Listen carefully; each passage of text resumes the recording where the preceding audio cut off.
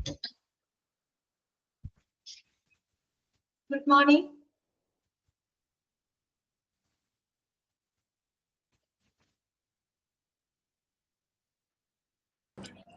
Good morning, ma'am. Okay, good morning, ma'am. Okay, good morning. തുടങ്ങാമോ? Okay, Anjali, good morning. Start ചെയ്യാം കേട്ടോ. അപ്പൊ നമ്മള് കഴിഞ്ഞ ക്ലാസ്സിൽ നമ്മൾ പറഞ്ഞുകൊണ്ടിരുന്നത് JCAയുടെ അക്രഡിറ്റേഷൻ പ്രോസസ്സുകളാണ് പറഞ്ഞിരിക്കുന്നത് അല്ലെ. കുറച്ച് ബുദ്ധിമുട്ടുള്ള ഭാഗങ്ങളായിരുന്നു. വായിച്ചു നോക്കിയോ നിങ്ങള്? ക്ലിയർ ആയോ? അയച്ചത് നോക്കിയോ? അയച്ചു നോക്കിയാൽ വായിക്കുമ്പോ ആരും ഒരു മറുപടി പറയുന്നില്ലല്ലോ, അത് പറ്റി. വായിച്ചു നോക്കി. കുറച്ച് ബുദ്ധിമുട്ടുകൾ ഉണ്ടാവും അല്ലേ? കുഴപ്പമില്ല, PG അല്ലേ, അത് കുറച്ച് റിസ്ക് ഉണ്ടാവും. അപ്പൊ നമുക്ക് ബാക്കിയുള്ള ഭാഗങ്ങൾ നോക്കാം കേട്ടോ. അപ്പൊ നമ്മള് JCAയുടെ അക്രഡിറ്റേഷൻ പ്രോസസ്സിനെ പറ്റിയിട്ടാണ് കഴിഞ്ഞ ക്ലാസ്സിൽ പറഞ്ഞുകൊണ്ടിരുന്നത്. അപ്പൊ നമ്മൾ അതിന്റെ 5th പോയിന്റ് വരെയാണ് നമ്മൾ പറഞ്ഞു നിർത്തിയത്. ആ ഒരു ടേബിൾ നിങ്ങൾ കണ്ടല്ലോ, ആ ടേബിളാണ് നമ്മൾ ഡിസ്കസ് ചെയ്തുകൊണ്ടിരുന്നത് അല്ലെ. 5ാമത്തെ പോയിന്റ് വരെയാണ് പറഞ്ഞു നിർത്തിയത്. ബാക്കിയുള്ള ഭാഗങ്ങൾ നമുക്ക് നോക്കാം കേട്ടോ. ഓക്കെ, അപ്പൊ ഞാൻ ഓൾമേറ്റ് ചെയ്യാണ്.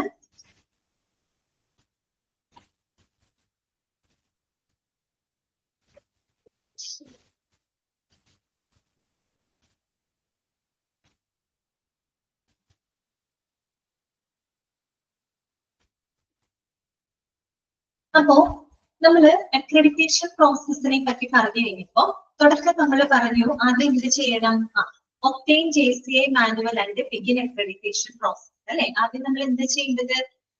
ഈ പറയുന്ന JCAയുടെ സ്റ്റാൻഡേർഡുകളുടെ ഒരു കോപ്പി നമ്മൾ എടുക്കണം അല്ലെ. കോപ്പി എടുത്തിട്ട് നമ്മൾ എന്ത് വേണം? അക്രഡിറ്റേഷൻ പ്രോസസ്സിനായിട്ടുള്ള തയ്യാറെടുപ്പുകൾ നടത്തണം അല്ലെ.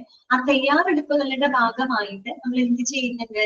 ട്രയൽ സർവേയിൽ പങ്കെടുക്കണം അല്ലെ. ട്രയൽ സർവേയിൽ നമ്മൾ പാർട്ടിസിപ്പേറ്റ്. നമ്മൾ എന്ന് പറഞ്ഞ നമ്മുടെ ഹോസ്പിറ്റല്, നമ്മുടെ ഹെൽത്ത് കെയർ ഓർഗനൈസേഷൻ, ഓക്കെ, നമ്മൾ എന്ത് ചെയ്യും? JCAയുടെ ട്രയൽ സർവേയിൽ പാർട്ടിസിപ്പേറ്റ് ചെയ്യും. നമ്മുടെ പോരായ്മകൾ എന്തൊക്കെയാണെന്ന് നമ്മൾ മനസ്സിലാക്കും. എന്നിട്ട് അതെല്ലാം പരിഹരിച്ചുകൊണ്ട് നമ്മൾ എന്ത് ചെയ്യും? അക്രഡിറ്റേഷൻ പ്രോസസ്സിന് വിധേയമാകുന്നതിനുള്ള തയ്യാറെടുപ്പുകൾ നടത്തും. അതല്ലേ ആദ്യത്തെ സ്റ്റെപ്പിൽ നമ്മൾ പറഞ്ഞത്. അത് എത്ര നാൾ മുമ്പ് ചെയ്യുന്ന പറഞ്ഞത്? 12 to 24 months prior to the survey. സർവേക്ക് ഏകദേശം 1-2 വർഷങ്ങൾക്ക് മുൻപ് തന്നെ നമ്മൾ ആ ഒരു അക്രഡിറ്റേഷൻ പ്രോസസ്സിനായിട്ടുള്ള തയ്യാറെടുപ്പുകൾ നമ്മൾ നടത്തും. ഓക്കെ, രണ്ടാമത്തേതൊന്ന് ഓടിച്ച് പറയാണ് കേട്ടോ. കഴിഞ്ഞ ക്ലാസ്സിലെയാണ്, ജസ്റ്റ് ഒന്ന് റിമൈൻഡ് ചെയ്യിപ്പിക്കുകയാണ്. രണ്ടാമത്തേക്ക് നമ്മൾ എന്താ ചെയ്യുക? രണ്ടാമത്തെ പ്രോസസ്സ് പ്രിപ്പയർനെസ് കഴിഞ്ഞ് കഴിഞ്ഞാൽ രണ്ടാമത്തെ നമ്മൾ എന്ത് ചെയ്യും? അപ്ലിക്കേഷൻ സബ്മിറ്റ് ചെയ്യും അല്ലെ. ഫോർമൽ ആയിട്ട് അക്രഡിറ്റേഷൻ പ്രോസസ്സിനായിട്ടുള്ള ആപ്ലിക്കേഷൻ നമ്മൾ സബ്മിറ്റ് ചെയ്യുന്നു. അതുപോലെ തന്നെ നമ്മൾ JCA ആയിട്ട് ഈ പറയുന്ന സർവേ ഡേറ്റുകൾ നമ്മൾ ഷെഡ്യൂൾ ചെയ്യും. അത് എത്ര നാൾ മുമ്പ് ചെയ്യും? 6 to 9 months before the survey അല്ലെ. സർവേക്ക് ഏകദേശം ഒരു 6 അല്ലെങ്കിൽ 9 മാസങ്ങൾക്ക് മുമ്പ് തന്നെ നമ്മൾ ആ ഒരു ആപ്ലിക്കേഷൻ ഫോർമൽ ആയിട്ട് സബ്മിറ്റ് ചെയ്യുന്നുണ്ട്. JCA ആയിട്ട് നമ്മൾ സർവേയുടെ ഡേറ്റ് നമ്മൾ ഷെഡ്യൂൾ ചെയ്യുന്നുണ്ട്. ഓക്കെ, അത് കഴിഞ്ഞിട്ടോ റിസീവ് ആൻഡ്, മൂന്നാമത്തെ സ്റ്റെപ്പിൽ receive and complete JCA survey contract and travel instructions. അതായത് അവിടെ ഉദ്ദേശിക്കുന്നത് confirm and finalise the survey details from the JCA അല്ലെ. JCAയിൽ നിന്ന് ഈ പറയുന്ന സർവേ ഡീറ്റെയിൽസുകളൊക്കെ നമ്മൾ ഫൈനലൈസ് ചെയ്യാണ് അല്ലെ, കൺഫേം ചെയ്യാണ്.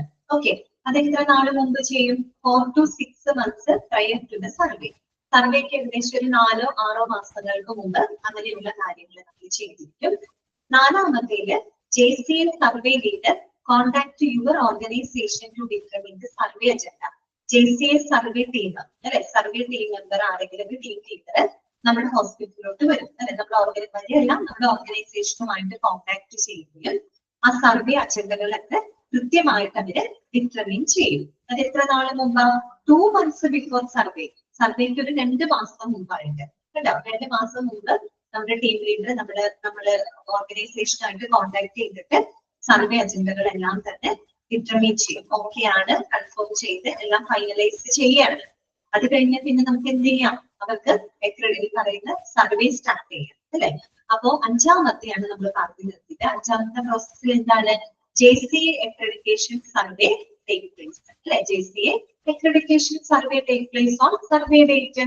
നമ്മൾ പറഞ്ഞ സർവേ ഡേറ്റില് JCA ടീം നമ്മുടെ ഓർഗനൈസേഷനിൽ വരുന്നു. അവരുടെ ആക്ച്വൽ സർവേ അവര് അവിടെ വെച്ച് കണ്ടക്ട് ചെയ്യും. ഓക്കെ, അതാണ് അഞ്ചാമത്തെ പ്രോസസ്.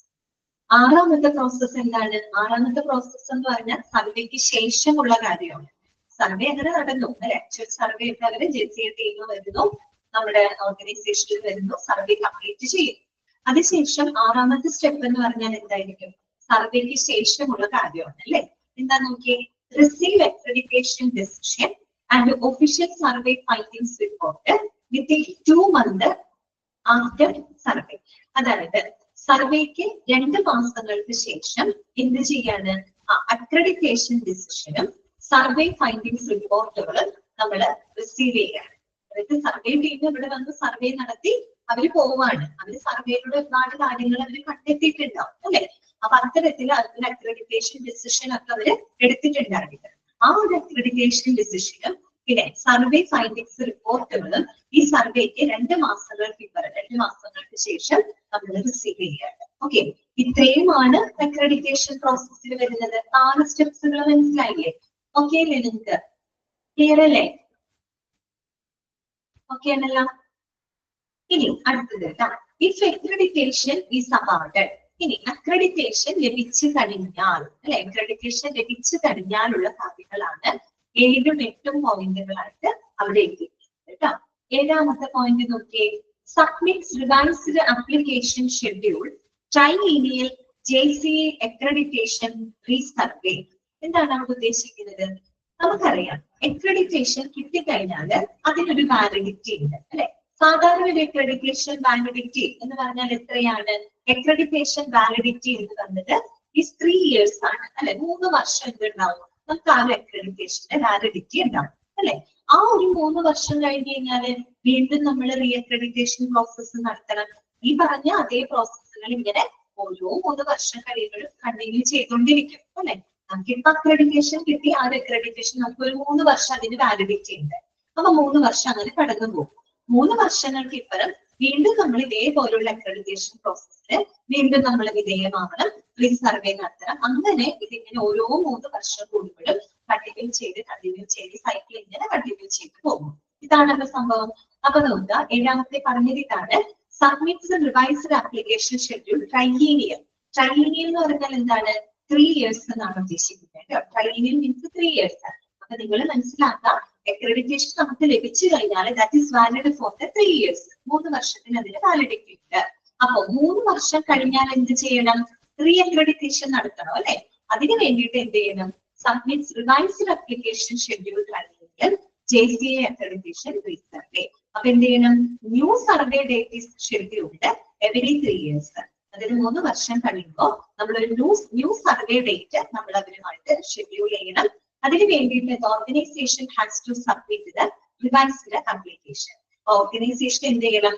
റീ അക്രഡിറ്റേഷൻ ഉള്ള റിവൈസ്ഡ് ആപ്ലിക്കേഷൻ അത് സബ്മിറ്റ് ചെയ്തിരിക്കണം. അതാണ് അവിടെ എഴുതിയിരിക്കുന്നത്. Okay, submits revised application schedule triennial JCA accreditation resurvey. അത് എത്ര നാൾ മുമ്പ് ചെയ്യണം എന്നാ പറയുന്നത്? 6 to 9 months prior to the triennial due date. അതായത് ആ 3 വർഷം കാലാവധി കഴിയുന്നതിന് ഏകദേശം ഒരു 6 to 9 മാസങ്ങൾക്ക് മുമ്പ് തന്നെ നമ്മൾ ആ റീസർവേക്കുള്ളത് അല്ലെങ്കിൽ റീ അക്രഡിറ്റേഷൻ പ്രോസസ്സിനായിട്ടുള്ള അപ്ലിക്കേഷൻ എന്ത് ചെയ്തിരിക്കണം? സബ്മിറ്റ് ചെയ്യണം. 3 വർഷം കഴിഞ്ഞിട്ട് നമ്മൾ ചെയ്യാനിരിക്കരുത്. ആ 3 വർഷം കാലാവധി കഴിയുന്നതിന് ഒരു 6 or 9 മാസങ്ങൾക്ക് മുമ്പ് തന്നെ നമ്മൾ റിവൈസ് ചെയ്യണം. ആ എന്താ പറയുക, ഓർഗനൈസേഷൻ അതിന് സബ്മിറ്റ് ചെയ്യണം. റിവൈസ്ഡ് ആപ്ലിക്കേഷൻ അത് സബ്മിറ്റ് ചെയ്യണം. റീസർവേക്കുള്ള ആപ്ലിക്കേഷൻ അത് ഷെഡ്യൂൾ ചെയ്തിരിക്കണം. ഓക്കെ, വീണ്ടും ഈ അക്രഡിറ്റേഷൻ അവാർഡ് എന്ന് കൊടുത്തത് അതിന്റെ ആവശ്യമില്ല, അത് എഴുതി വെച്ചിട്ടുണ്ട്, അത് മതി. പിന്നെ അതിനുശേഷം എന്താ സംഭവിക്കുന്നത്? JCA informs about the deficiency to the maker and requirement to the resurvey. അപ്പൊ ഈ പ്രോസസ്സ് നമ്മൾ ഈ പറഞ്ഞ പ്രോസസ്സ് ഉണ്ടല്ലോ, അതിങ്ങനെ കണ്ടിന്യൂ ചെയ്യും, അത്രേ ഉള്ളൂ. അതായത് JCA വീണ്ടും നമ്മളുമായിട്ട് കോൺടാക്ട് ചെയ്യുന്നു, ഡെഫിഷ്യൻസികൾ കണ്ടെത്തുകയും റീസർവേയുടെ ആവശ്യകതയെ പറ്റിയിട്ട് അവിടെ അവര് മനസ്സിലാക്കുകയും വീണ്ടും ഇതുപോലെ റീസർവേ നടക്കുന്നു, റീ അക്രഡിറ്റേഷൻ പ്രോസസ്സ് കണ്ടിന്യൂ ചെയ്യുന്നു. ഒരു മിനിറ്റ്.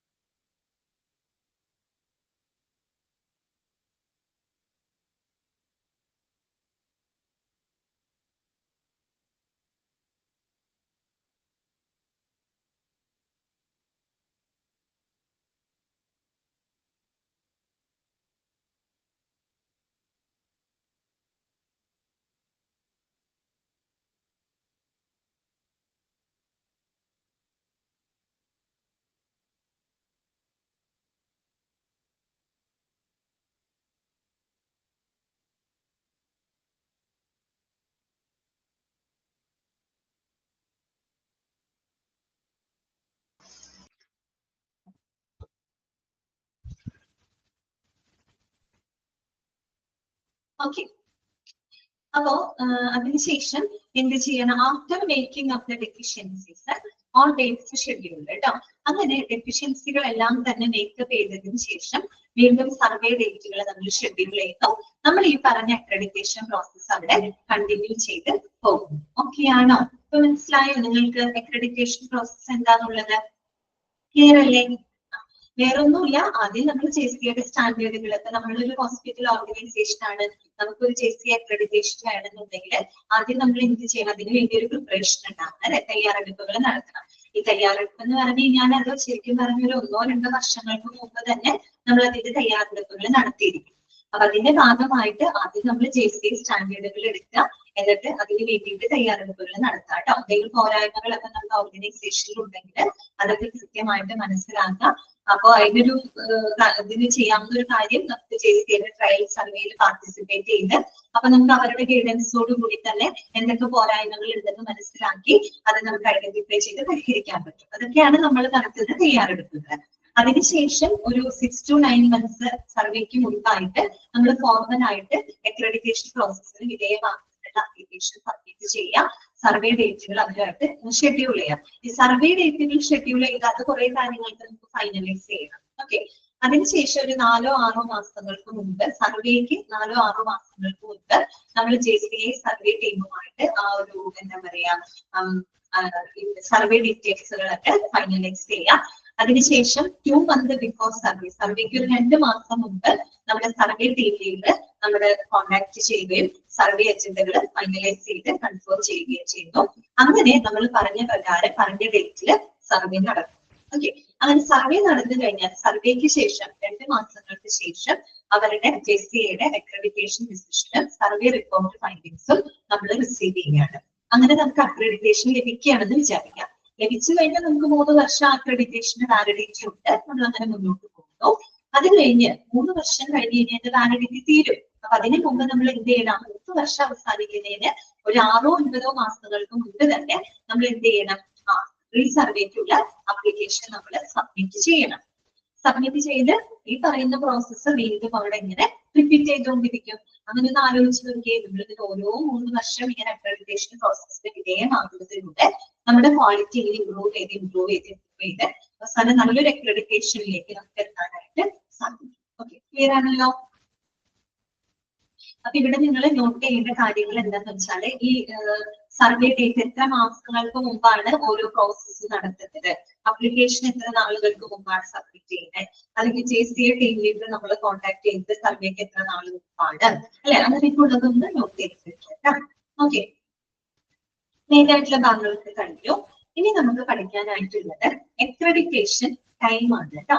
അക്രഡിറ്റേഷൻ ടൈം ആണ്. അതായത് the process of achieving JCA accreditation takes between 12 to 24 months for a hospital. 12 to 24 months എന്നുള്ളത് അണ്ടർലൈൻ ചെയ്തിരിക്കുക. എന്താണ് പറയുന്നത്? അതായത് ഒരു JCAയുടെ അക്രഡിറ്റേഷൻ പ്രോസസ്സിന് എത്ര നാള് സമയം എടുക്കുന്ന പറയുന്നത്? 12 to 24 months എന്ന് പറഞ്ഞാൽ 1-2 വർഷങ്ങളാണ് നമുക്ക് ഈ ഒരു JCA അക്രഡിറ്റേഷൻ പ്രോസസ്സിന് എടുക്കുന്നത്. അപ്പൊ അത് ഡയറക്റ്റ് വേണമെങ്കിൽ നിങ്ങൾ ചോദിക്കാം കേട്ടോ. അക്രഡിറ്റേഷൻ ടൈം എത്രയാണ്? JCAയുടെ അക്രഡിറ്റേഷൻ ടൈം എത്രയാണ്? 12 to 24 months. ചിലപ്പോ മന്ത്സിന് നമുക്ക് പറയാം 1 to 2 years എന്നാവും പറയാം. അപ്പൊ കേട്ടോ, 12 to 24 months എന്ന് പറഞ്ഞാൽ 1 to 2 year ആണല്ലോ. ഓക്കെ, തെറ്റി പോകരുത്. 1-2 വർഷങ്ങൾ എടുക്കുന്ന ആലോചിച്ച് അത്രയും സമയം എടുക്കും. കാരണം ഈ പ്രിപ്പയർ ചെയ്യാനും ഡെഫിഷ്യൻസികളൊക്കെ പരിഹരിക്കാനും അതുപോലെ സർവേ ഡേറ്റുകൾ ഷെഡ്യൂൾ ചെയ്യാനും മറ്റുള്ള കാര്യങ്ങൾ കൺഫേം ചെയ്ത ഫൈനലൈസ് ചെയ്തൊക്കെ വരുമ്പോൾ ഏകദേശം 1-2 വർഷങ്ങൾ എടുക്കുന്നുണ്ട് കേട്ടോ. അപ്പൊ 12 to 24 months ആണ് അക്രഡിറ്റേഷൻ ടൈം ആയിട്ട് കൺസിഡർ ചെയ്യുന്നത്. ദെൻ വരുന്നത് അക്രഡിറ്റേഷൻ കോസ്റ്റ് ആണ് കേട്ടോ. അക്രഡിറ്റേഷൻ കോസ്റ്റ് ആണ്. നമുക്കറിയാം ഈ ഒരു അക്രഡിറ്റേഷൻ പ്രോസസ്സിന് നമുക്കൊരു ചെലവ് വരുന്നുണ്ട് അല്ലെ, ചെലവ് വരുന്നുണ്ട്. അപ്പൊ അതിനെ പറ്റിയുള്ള കാര്യങ്ങളാണ് അവിടെ പറയുന്നത് കേട്ടോ. ഓക്കെ, അപ്പൊ നോക്കിയേ, the average JCA accreditation fee for a full hospital survey for 2010 was 46,000 USD. ഒരു കണക്ക് പറഞ്ഞതാണ്. അതായത് ഒരു ആവറേജ് JCA accreditation ഫീസ് 2010 കാര്യമാണ് പറഞ്ഞത്. 2010 ഒരു ഫുൾ ഹോസ്പിറ്റൽ സർവേ, അതായത് JCA അക്രഡിറ്റേഷന്റെ ഭാഗമായിട്ടുള്ള ഒരു ഫുൾ ഹോസ്പിറ്റൽ സർവേക്ക് 2010 ഏകദേശം 46,000 US$ ആണ് വേണ്ടി വന്നത് കേട്ടോ. USD എന്ന് പറഞ്ഞാൽ US$ ആണ് കേട്ടോ. 46,000 US$ വേണ്ടി വന്നത്. അപ്പൊ നിങ്ങൾക്ക് ഏകദേശം ഒരു ഇന്ത്യൻ റുപ്പിയിൽ പറയുകയാണെങ്കിൽ 40 ലക്ഷത്തി സംതിങ് ഒക്കെ വരും കേട്ടോ. അപ്പൊ ഇന്ത്യൻ റുപ്പിയിലേക്ക് മാറ്റുമ്പോഴേ ഏകദേശം 40 ലക്ഷത്തി സംതിങ് ഒക്കെയാണ് അവിടെ വരുന്നത്. ഒന്ന് ആലോചിച്ച് നോക്കിയാൽ വലിയൊരു ചെലവ് വരുന്നുണ്ട് അക്രഡിറ്റേഷൻ പ്രോസസ്സിന് കേട്ടോ. ഓക്കെ, ഇനി അടുത്തതൊരു പോയിന്റ് ആണ്, നോട്ട് ചെയ്ത് വെക്കാം. The cost of accreditation depends on the size of the healthcare organization and the complexity of the organization. ആ സൈസ് ആൻഡ് കോംപ്ലക്സിറ്റി എന്നുള്ളത് അണ്ടർലൈൻ ചെയ്ത് വെക്കുക കേട്ടോ. അതായത് ഒരു അക്രഡിറ്റേഷൻ പ്രോസസ്സിനായിട്ടുള്ള ചെലവ് എന്ന് പറയുന്നത് എന്തിനെ ആശ്രയിച്ചാണ് ഇരിക്കുന്നത്?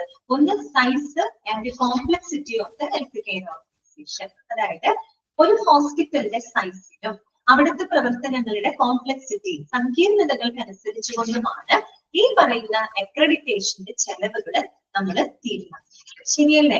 ഇപ്പൊ ഒരു വലിയ ഹോസ്പിറ്റൽ ആണെന്ന് വിചാരിക്കാം, ഒരുപാട് ഡിപ്പാർട്ട്മെന്റുകൾ പ്രവർത്തിക്കും. സ്വാഭാവികമായിട്ടും അവിടെ അക്രഡിറ്റേഷൻ നടത്തണമെങ്കിൽ നമുക്ക് നല്ലൊരു ചെലവ് വരും. ചെറിയ ഹോസ്പിറ്റൽ പോലെ അല്ലല്ലോ. വലിയ ഹോസ്പിറ്റൽ എന്ന് പറയുമ്പോൾ കുറെ ഡിപ്പാർട്ട്മെന്റുകൾ ഉണ്ടാവും. അവിടേക്ക് ഇവാലുവേറ്റ് ചെയ്യാനും കുറെ സർവേയർമാരൊക്കെ വേണ്ടി വരും. അതിനൊക്കെ നമുക്ക് ചെലവ് വേണ്ടി വരും. അതുപോലെ തന്നെ കോംപ്ലക്സിറ്റി, സൈസ് കൂടുന്തോറും കോംപ്ലക്സിറ്റി കൂടും അല്ലെ. മൾട്ടി സ്പെഷ്യാലിറ്റി ഹോസ്പിറ്റൽ ഒക്കെ ആണെങ്കിൽ അവിടെ ഒരുപാട് ഡിപ്പാർട്ട്മെന്റുകൾ പ്രവർത്തിക്കുന്നുണ്ട്. അവിടുത്തെ പ്രവർത്തനങ്ങൾ അത്രയും എന്തായിരിക്കും? സങ്കീർണമായിരിക്കും. അപ്പൊ അവിടേക്ക് ഇവാലുവേറ്റ് ചെയ്ത് വരാനായിട്ട് അക്രഡിറ്റേഷൻ പ്രോസസ്സിൽ നമുക്ക് നല്ലൊരു ചെലവ് വരും അല്ലെ. which determines how many surveys are needed and how long the survey will take to carry out. അല്ലെ, എത്ര സർവേയർമാർ വേണം അല്ലെ, സർവേ ടീമിലെ എത്ര ആളുകൾ വേണം, അവരെ സർവേ നടത്താനായിട്ട് എത്ര സമയം എടുക്കും, ഇതിനെയൊക്കെ ആശ്രയിച്ചുകൊണ്ടാണ് അക്രഡിറ്റേഷന്റെ കോസ്റ്റ് നമ്മൾ നിശ്ചയിക്കുന്നത്. ഓക്കെ, ക്ലിയർ ആയോ പറഞ്ഞത്? സൈസിനും കോംപ്ലക്സിറ്റിക്കും അനുസരിച്ചിട്ടാണ് അത് നമ്മൾ തീരുമാനിക്കുകയല്ല അക്രഡിറ്റേഷന്റെ കോസ്റ്റ് വരുന്നത് കേട്ടോ. ഇനി നോക്കാം, large multi speciality university hospitals will have a higher fee than the specialty hospitals. അതായത് വളരെ വലിയ മൾട്ടി സ്പെഷ്യാലിറ്റി യൂണിവേഴ്സിറ്റി അഫിലിയേറ്റഡ് ആയിട്ടുള്ള ഹോസ്പിറ്റലുകൾ, മൾട്ടി സ്പെഷ്യാലിറ്റി ഹോസ്പിറ്റൽ എന്ന് പറഞ്ഞാൽ നിങ്ങൾക്ക് അറിയാലോ, ധാരാളം സ്പെഷ്യാലിറ്റികൾ ഉണ്ടാവും അല്ലെ. ഇപ്പൊ കാർഡിയോളജി ഉണ്ടാവും, പൾമണോളജി ഉണ്ടാവും, നെഫ്രോളജി ഉണ്ടാവും, എല്ലാ വിഭാഗവും ഉണ്ടാവും. അത്തരത്തിലുള്ള മൾട്ടി സ്പെഷ്യാലിറ്റി ഹോസ്പിറ്റലിന്റെ എന്തായിരിക്കും? അക്രഡിറ്റേഷൻ ഫീ കുറെ ഹയർ ആയിരിക്കും, കൂടുതലായിരിക്കും. എന്തിനെ അപേക്ഷിച്ച് നോക്കുമ്പോൾ സ്പെഷ്യാലിറ്റി ഹോസ്പിറ്റൽ. സ്പെഷ്യാലിറ്റി ഹോസ്പിറ്റൽ എന്ന് പറഞ്ഞാൽ സിംഗിൾ സ്പെഷ്യാലിറ്റി ഹോസ്പിറ്റൽസ് ആണ് കേട്ടോ. ചില പ്രത്യേക ഏരിയകളെ മാത്രം ഫോക്കസ് ചെയ്തുകൊണ്ടുള്ള ഹോസ്പിറ്റൽ, ഐ ക്ലിനിക്, കണ്ണാശുപത്രി, കണ്ണിന് മാത്രം സ്പെസിഫിക് ആണ്. അല്ലെങ്കിൽ ഓർത്തോപീഡിക്സ് ഹോസ്പിറ്റൽ എന്ന് പറയുമ്പോൾ എല്ല് സംബന്ധമായിട്ട് മാത്രം ഫോക്കസ് ചെയ്യുന്ന ഹോസ്പിറ്റലുകളാണ്. അതൊക്കെ താരതമ്യേന ചെറിയ ഹോസ്പിറ്റലുകളാണ്. അപ്പൊ അവരെ അപേക്ഷിച്ച് നോക്കുമ്പോൾ മൾട്ടി സ്പെഷ്യാലിറ്റി ഹോസ്പിറ്റലുകൾക്ക് അക്രഡിറ്റേഷൻ ഫീ എന്തായിരിക്കും? ഹയർ ആയിരിക്കും. ഓക്കെ, അടുത്തത് the organization also pays the cost of transportation and hotel accommodation for the JCA team, which is not included in the overall fee. അത് മാത്രമല്ല, നമ്മൾക്ക് ഈ JCA ടീം നമ്മുടെ ഹോസ്പിറ്റലിലോട്ട് വരുന്ന സമയത്ത് അവരുടെ ട്രാൻസ്പോർട്ടേഷൻ കോസ്റ്റ്, അതുപോലെ അവരുടെ അക്കോമഡേഷൻ കോസ്റ്റുകളൊക്കെ നമ്മൾ വഹിക്കേണ്ടതാണ്. ഓക്കെ, അത് ഇതിനകത്ത് വരുന്നില്ല, നമ്മുടെ ഈ അക്രഡിറ്റേഷൻ കോസ്റ്റുകൾക്ക് ഉൾപ്പെടുത്തിയിട്ടുള്ളതല്ല കേട്ടോ. അത് നമ്മൾ അല്ലാതെ സെപ്പറേറ്റ് നമ്മുടെ കയ്യിൽ നിന്ന് ചെലവാക്കേണ്ടതാണ്. ഈ പറയുന്ന JCA ടീമുകൾ നമ്മുടെ ഹോസ്പിറ്റലിൽ വരുമ്പോഴും എത്ര ദിവസം നിൽക്കൊന്നും നമുക്ക് അറിയില്ലല്ലോ. അപ്പൊ അവർക്ക് വരാനുള്ള ട്രാൻസ്പോർട്ടേഷൻ കോസ്റ്റ്, അവർക്ക് താമസിക്കാനുള്ള അക്കോമഡേഷൻ കോസ്റ്റുകളൊക്കെ വഹിക്കേണ്ടത് നമ്മുടെ ഹെൽത്ത് കെയർ ഓർഗനൈസേഷൻ ആണ്. ഓക്കെ, അപ്പൊ അതെന്ന് പറഞ്ഞ് ഈ അക്രഡിറ്റേഷൻ കോസ്റ്റിനകത്ത് ഉൾപ്പെടുത്തുന്നതല്ല കേട്ടോ. അതിന് പുറമെ നമ്മൾ സെപ്പറേറ്റ് ആയിട്ട് അത് വേറെ ചെലവുകളാണ്. അപ്പൊ മൊത്തത്തിൽ നോക്കുകയാണെങ്കിൽ അക്രഡിറ്റേഷൻ കോസ്റ്റ് എന്ന് പറഞ്ഞാൽ വലിയൊരു ചെലവ് തന്നെയാണ് നമുക്ക് വരുന്നത് അല്ലെ. ഓക്കെ, ക്ലിയർ ആയോ പറഞ്ഞ കാര്യങ്ങള്? അതിനകത്ത് വേറെ കാര്യങ്ങളൊന്നുമില്ല കേട്ടോ, മനസ്സിലാക്കിയാൽ മതി. അതായത് അക്രഡിറ്റേഷൻ കോസ്റ്റ് രണ്ട് കാര്യങ്ങളെയാണ് ഡിപ്പെൻഡ് ചെയ്യുന്നത്, സൈസിനും കോംപ്ലക്സിറ്റിയും കേട്ടോ.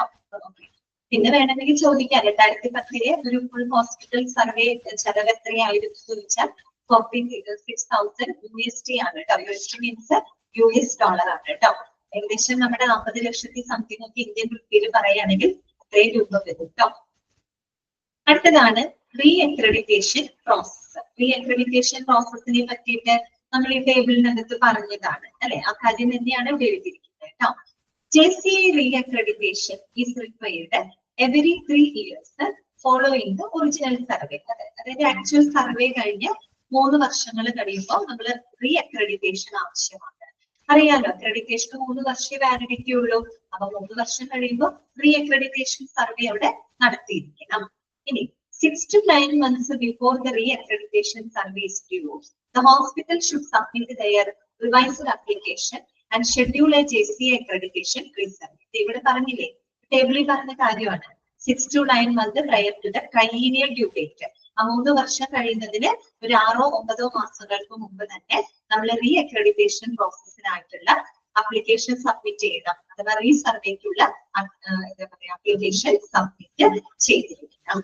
ഓക്കെ, ഇനി നോക്കിയേ, JCA accreditation hospitals in India കേട്ടോ.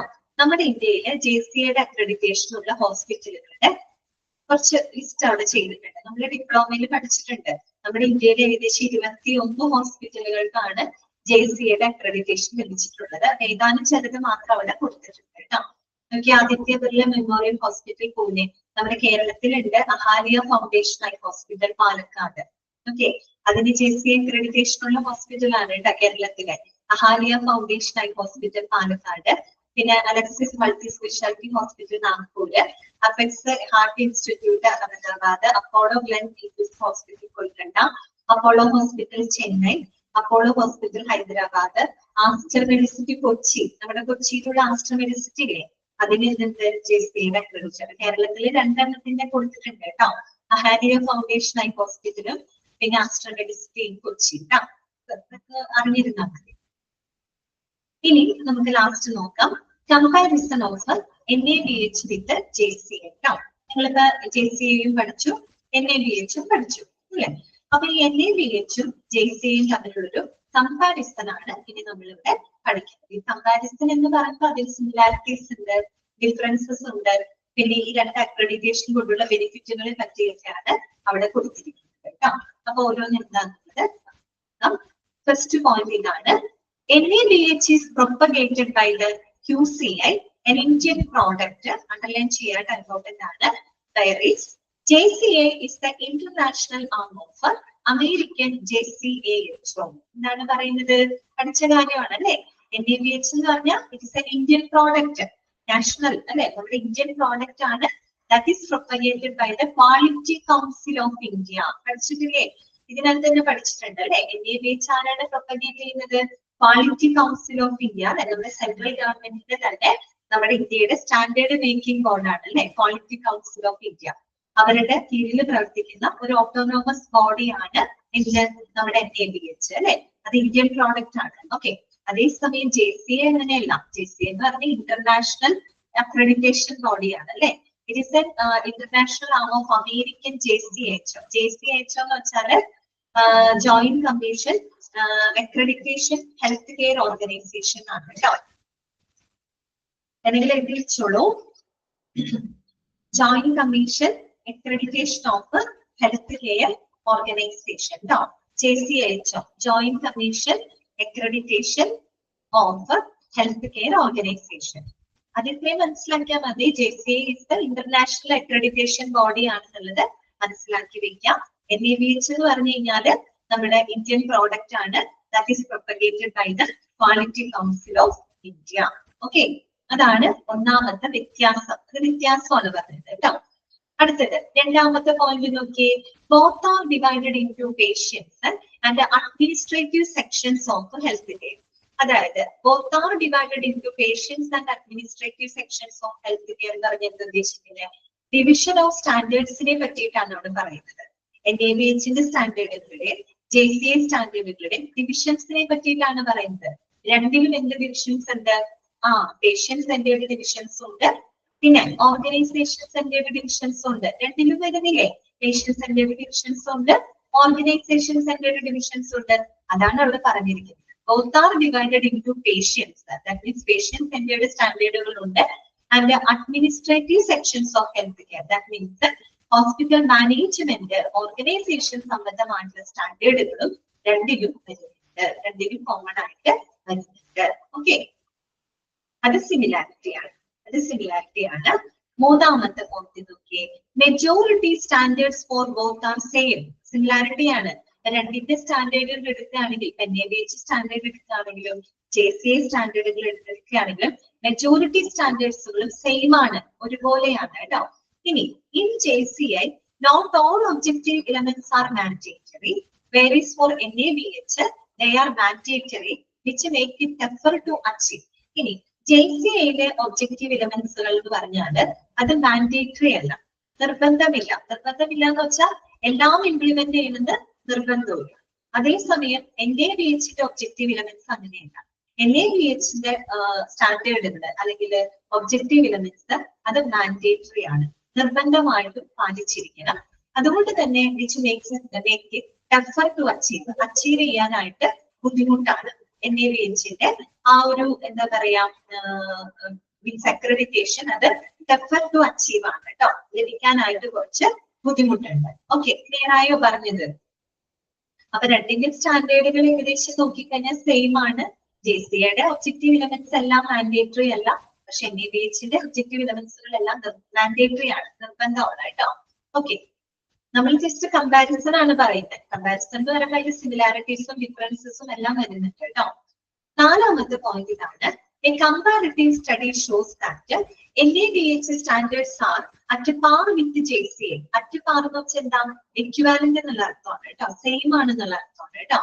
And other international standards accredited by ISQUA.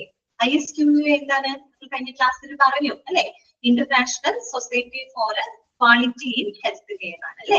Okay, അതായത് NABHന്റെ JCAയുടെ സ്റ്റാൻഡേർഡുകൾ ഏകദേശം സെയിം ആണ്. നമ്മൾ മുമ്പ് പറഞ്ഞ അതേ കാര്യമാണ് കേട്ടോ. A comparative study shows that NABH standards are at par with JCA. എന്ന് പറഞ്ഞാൽ NABH standards are equivalent to JCA standard. JCA സ്റ്റാൻഡേർഡുകളുമായിട്ട് ഏകദേശം സിമിലർ ആണ്, equivalent ആണ്. And other international standards accredited by ISQA. മാത്രമല്ല കേട്ടോ, ISQA അംഗീകാരമുള്ള എല്ലാ സ്റ്റാൻഡേർഡുകളും നമ്മുടെ NABHും JCAയും ഒരുപോലെ എന്ത് ചെയ്യുന്നുണ്ട്, ഫോളോ ചെയ്യുന്നുണ്ട് കേട്ടോ. ഓക്കെ, രണ്ടുപേരുടെയും സ്റ്റാൻഡേർഡുകൾ സെയിം ആണ് എന്ന് പറഞ്ഞു കഴിഞ്ഞാല് ISQA അംഗീകാരമുള്ള എല്ലാ സ്റ്റാൻഡേർഡുകളും രണ്ടും എന്ത് ചെയ്യുന്നുണ്ട്, ഒരുപോലെ പാലിക്കുന്നുണ്ട്. ഓക്കെ, എന്താണ് സിനി ചോദിക്കുന്നത്, ഒബ്ജക്റ്റീവ് എലമെന്റ്സ്. ഒബ്ജക്റ്റീവ് എലമെന്റ്സ് നമ്മൾ ഓൾറെഡി പഠിച്ചു കഴിഞ്ഞതാണ് സിനി, ഡിപ്ലോമയിൽ നമ്മൾ പഠിച്ചിട്ടുണ്ട് അല്ലെ. ഒരുപാട് ഒബ്ജക്റ്റീവ് എലമെന്റ്സുകൾ ഉണ്ട് അല്ലെ. ഓരോ ഒബ്ജക്റ്റീവ് എലമെന്റുകൾ എന്താണെന്നല്ല, ഇത് സ്റ്റാൻഡേർഡുകളാണ് പഠിച്ചത്. സ്റ്റാൻഡേർഡുകൾക്കുള്ളിലായിട്ട് ഒരുപാട് ഒബ്ജക്റ്റീവ് എലമെന്റ്സ് ഉണ്ട്. അതായത് ഒരു സ്റ്റാൻഡേർഡിനെ മെഷർ ചെയ്യാനായിട്ട് നമ്മൾ ഉപയോഗിക്കുന്ന ചില ഫാക്ടേഴ്സുകൾ ഉണ്ട്, അതിനെയാണ് നമ്മൾ ഒബ്ജക്റ്റീവ് എലമെന്റ് എന്ന് പറയുന്നത്. ഓക്കെ, ഇപ്പൊ കെയർ ഓഫ് പേഷ്യന്റ് എന്ന് പറഞ്ഞ ഒരു സ്റ്റാൻഡേർഡ് ആണ്. ആ ഒരു സ്റ്റാൻഡേർഡിനെ മെഷർ ചെയ്യാനായിട്ട് നമുക്ക് പല ഫാക്ടേഴ്സുകൾ ഉപയോഗിക്കാം. ആ ഫാക്ടേഴ്സുകളെയാണ് നമ്മൾ ഒബ്ജക്റ്റീവ് എലമെന്റ് എന്ന് പറയുന്നത് കേട്ടോ. ഒബ്ജക്റ്റീവ് എലമെന്റുകൾ നമുക്ക് എന്താണെന്ന് പഠിക്കാനുള്ളത് ഒരുപാടുണ്ട് പഠിക്കാനായിട്ട് കേട്ടോ. ഒബ്ജക്റ്റീവ് എലമെന്റ് അതിനെ പറ്റിയൊന്നും PGയിലും പറയുന്നില്ല, ഡിപ്ലോമയിൽ പറയുന്നു. ഒബ്ജക്റ്റീവ് എലമെന്റ് എന്താണെന്ന് മാത്രമേ പറയുന്നുള്ളൂ.